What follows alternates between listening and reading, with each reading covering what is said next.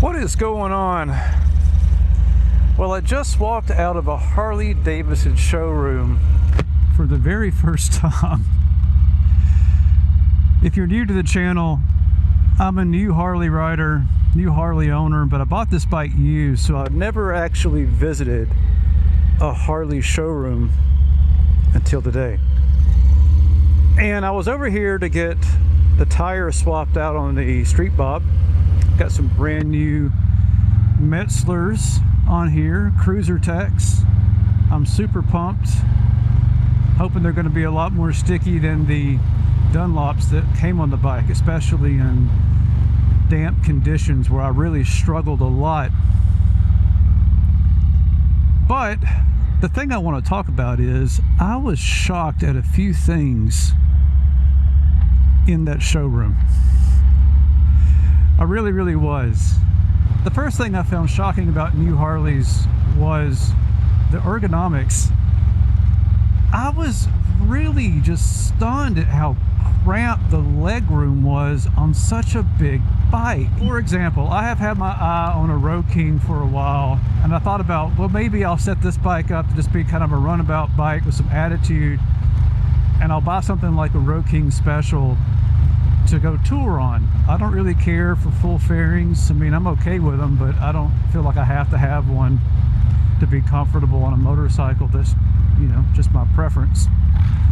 And so the Road King really appeals to me aesthetically. I especially like the newer one with all the black stuff on the frame and the headlight and whatnot, you know, where the older one was all chromed out. That really wasn't my vibe.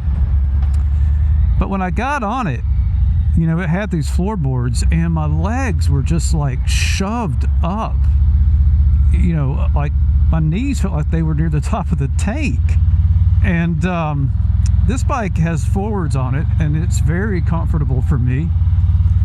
But yeah, that Road King, you felt like you were sitting on a toilet with your legs up on a squatty potty or something.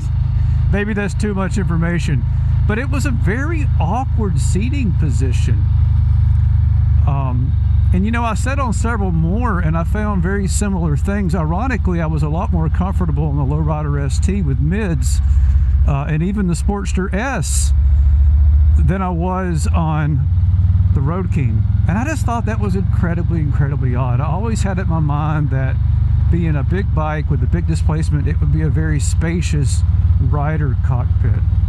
And yeah, it was just kind of weird. A friend of mine calls this the Harley trap. You know, he's like, they sell you a bike that intentionally is not going to fit you, so you have to go out and customize the handlebars and the controls, and then the seat's crap, so you've got to go out and buy a new seat, etc., etc. I don't know. I mean, maybe that is a marketing strategy, but then again, Harley doesn't capture all those sales either on the accessory side, right? I mean, unless they build it into the deal on the bike, there's a good chance that that after purchase revenue walks out the door with the customer when they go to some other company that they're already familiar with. But yeah, interesting nonetheless. The second thing that really shocked me was the variety of bikes in the showroom. I always thought that, you know, they were all iterations of the same thing, and when you see them up close and you start to look at them, you start to appreciate the significant differences between the bikes, not only in terms of displacement, but in terms of their intended purpose. There does seem to be a lot of shades of gray, distinctive shades of gray, but shades of gray nonetheless when you get up into the big heavy touring bikes. You know, once you go above the Road King and get into a, what is it, a Street Glide or something like that, you know, there's 2 or 3 different bikes that, to be honest with you, I can't tell you the difference between them, but the price is certainly different between them. But then when you get down into like the Street Bobs and the Lowrider STs versus the Nightster and the Sportster S, there's a fair amount of variety down there. If you're in the market for any type of cruiser, Harley pretty much has you covered. And I think for somebody that hasn't been in a dealership, that's pretty shocking. At least it was to me. It's just, it helps to see them all side by side to kind of get your brain around it. and realize that there's more to a cruiser motorcycle than just the aesthetic of something similar to what I'm riding right now. Of course, that leads me to the biggest challenge, in my opinion, that Harley has, and that is getting people in the dealerships.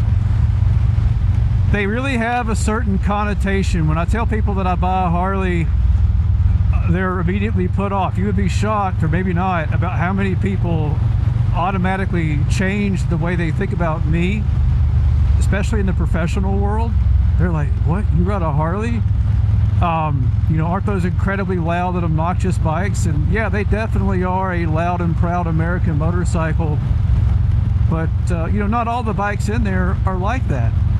I would say a lot of them will end up being like that, but I don't consider the Nightster, for example, to be something that would be that type of bike. But because of that in-your-face, you know, connotation or prejudice, whatever you want to call it, Harley really needs to make sure they're reaching out to the public more aggressively than their counterparts in other parts of the motorcycle market if they want to grow that base of people who will come in and get on a Nightster and ultimately graduate to something like a bagger down the road one day. For me, it was the Street Bob, but I've been on a bike for a while. Well, for many decades I've been on other motorcycles, so I don't know that everybody's going to come in on the Street Bob. I really feel like some people are going to come in on the Nightster route, and maybe they'll graduate over, or maybe Harley will introduce more Revolution max power, you know, bikes down the road. By the time that rider gets to their bagger stage, maybe there's a Rev Max bagger, who knows. And the third thing I'll mention that really shocked me was the price. Oh my God. I had no idea that Harleys cost that much new. Jesus. It's just unreal. You know, I've always associated Harley as that American brand, and I always knew they weren't cheap. But I never knew they were priced in a bracket that I would call an aspirational purchase. When you consider the type of people that buy Harleys, you know, most of the guys I saw in there today were not lawyer types. They are out there, but a lot of them are blue collar guys that work factory jobs, you know, the real meat and salt of America, you know, the core of who we are, those kinds of people. And I'm just shocked that they're buying bikes that are $30,000 and up. Before I went in there, I always thought a $30,000 bike would be like an expensive Ducati or a top-of-the-line BMW. I mean, you can get some pretty exotic hardware in the $30,000 to $40,000 price bracket with Ducati or Beamer. And Harley's no cheaper. I mean, I would say on average, they might actually cost more than a BMW motorcycle, which is kind of crazy. It just blew me away. And I know they're able to do that because of their financing programs and whatnot, and that's cool. But I think, again, it's a real challenge to them as a brand when you consider that, for example, I'm going to pick on the Nightster again. You have this, what appears to be excellent little motorcycle, but it doesn't really have a lot of traditional Harley attributes. You know, it doesn't have the vibe and the kind of the gruffness of a Street Bob, but it's a much more polished bike. It's clocking in at what, 12 G's? I think it's 12. I'll put the right number up on the screen. And when you look around at bikes that are 12 G's, and if you're a beginner that's looking at a $12,000 bike, I would encourage you to look down market a little bit first. You're gonna probably drop it. Stuff's gonna happen. And, you know, I wouldn't want to start somebody off on a $12,000 bike. I certainly wouldn't want to start somebody off on a bike that has 90 horsepower. It weighs about 480 pounds.